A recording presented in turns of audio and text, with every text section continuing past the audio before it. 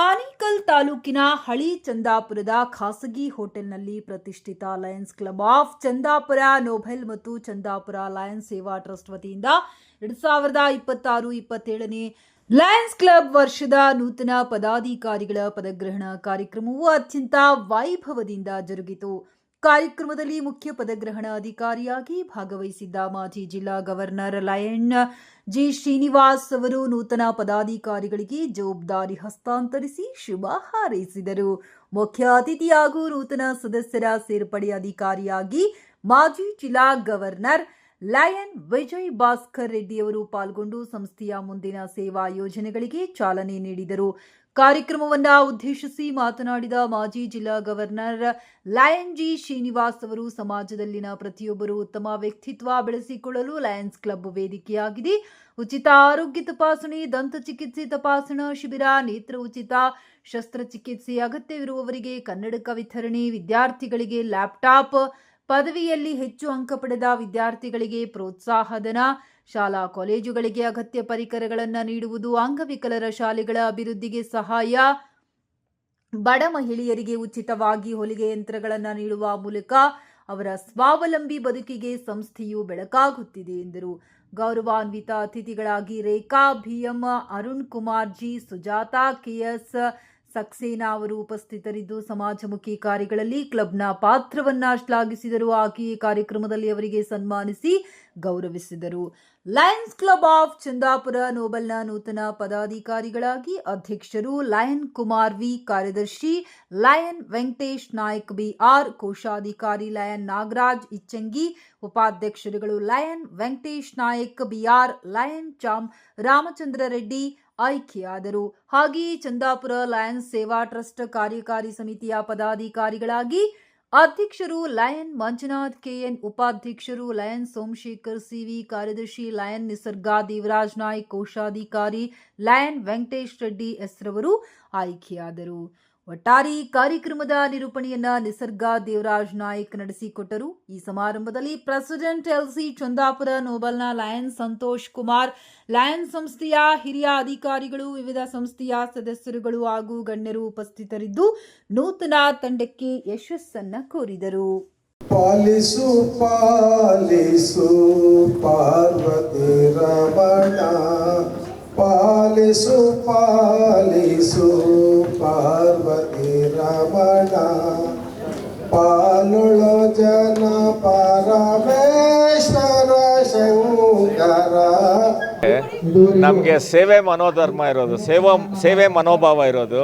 ನಾವು ಬರೀ ಸೇವೆ, ನೇತ್ರ ಚಿಕಿತ್ಸೆ, ಎಜುಕೇಷನ್ ಫೀಲ್ಡು, ಸ್ಕೂಲ್ಗಳಿಗೆ ನಾವು ಮಕ್ಕಳಿಗೆ ಸ್ಕಾಲರ್ಶಿಪ್ ಕೊಡ್ತೀವಿ, ಕಂಪ್ಯೂಟರ್ಗಳು ಕೊಡ್ತೀವಿ, ಲ್ಯಾಪ್ಟಾಪ್ ಕೊಡ್ತೀವಿ, ಬ್ಲಡ್ ಡೊನೇಷನ್ ಮಾಡ್ತೀವಿ, ಹೆಲ್ತ್ ಚೆಕಪ್ ಮಾಡ್ತೀವಿ. ಇದೆಲ್ಲ ಬರೀ ನಾವು ಸೇವೆಯಲ್ಲಿ ಮುಳುಗಿದ್ದೀವಿ. ಲಯನ್ಸ್ ಕ್ಲಬ್ ಅಂದರೆ ಸೇವೆ, ಸೇವೆ ಅಂದರೆ ಲಯನ್ಸ್ ಕ್ಲಬ್ಬು.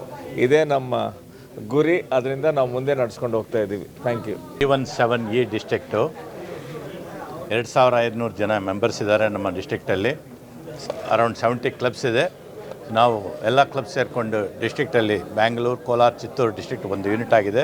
ಎಲ್ಲ ಏರಿಯಾದಲ್ಲಿ ನಾವು ಸರ್ವಿಸ್ ಆ್ಯಕ್ಟಿವಿಟೀಸ್ ಮಾಡ್ಕೊಂಡು ಬರ್ತಾಯಿದ್ವಿ.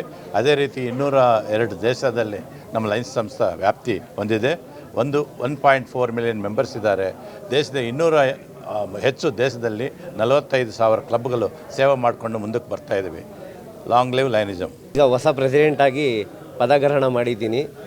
ಈ ಸಂಸ್ಥೆಯಲ್ಲಿ ಹಿರಿಯ ಗಣ್ಯರು ಹೇಳಿದಂತೆ ಸೇವಾ ಭಾವನೆ ಇರುವವರು ಮಾತ್ರ ಇಲ್ಲಿ ಪದಗ್ರಹಣ ಮಾಡ್ತಾರೆ ಮತ್ತು ಸೇವೆಗಳು ಮಾಡ್ತಾರೆ. ಸೊ ನಾನು ಅಧಿಕ ಸೇವೆ ಮಾಡಬೇಕು. ಇವರ ಆತಿಥ್ಯದಲ್ಲಿ ಅಧಿಕ ಸೇವೆಗಳನ್ನು ಮಾಡಿ ಇನ್ನೂ ಹೆಚ್ಚುವರಿ ಅಂದರೆ ಬೇರೆ ರೀತಿಯಲ್ಲಿ ಬೇರೆ ಈ ಏನು ನಮ್ಮ ಇಂಗ್ಲೀಷಲ್ಲಿ ಓಕೆ.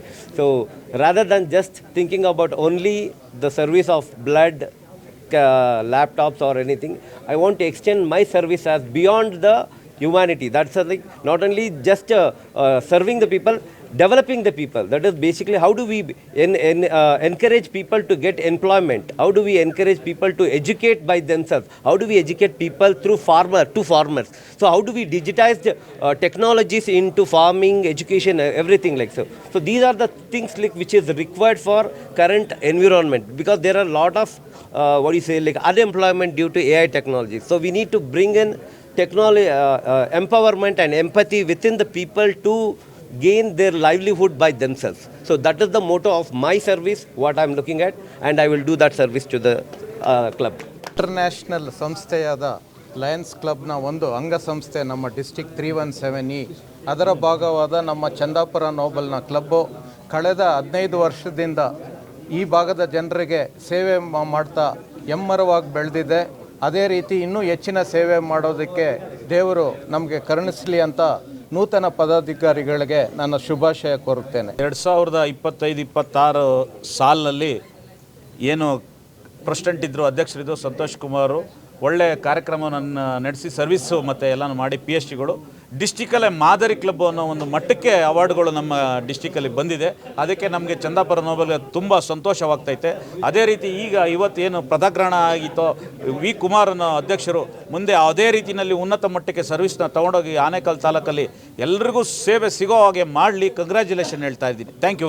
ಇಲ್ಲೇ ನಡೆದಂಥ ನನ್ನ ಅಧ್ಯಕ್ಷದ 2025-26 ಸಾಲಿನಲ್ಲಿ ಕೊಟ್ಟರು, ನನಗೆ ಒಂದು ಜವಾಬ್ದಾರಿ ಕೊಟ್ಟರು. ಆ ಇದರಲ್ಲಿ ಸೋಷಲ್ ಸರ್ವೀಸು ನನ್ನ ಕೈಲಾದಷ್ಟು ಮಟ್ಟಿಗೆ ಒಂದು ಡಿಸ್ಟಿಕಲ್ಲಿ ಒಂದು ಒಳ್ಳೆಯ ಮಟ್ಟದಲ್ಲಿ ತಗೊಂಡೋಗಿದ್ದೀವಿ.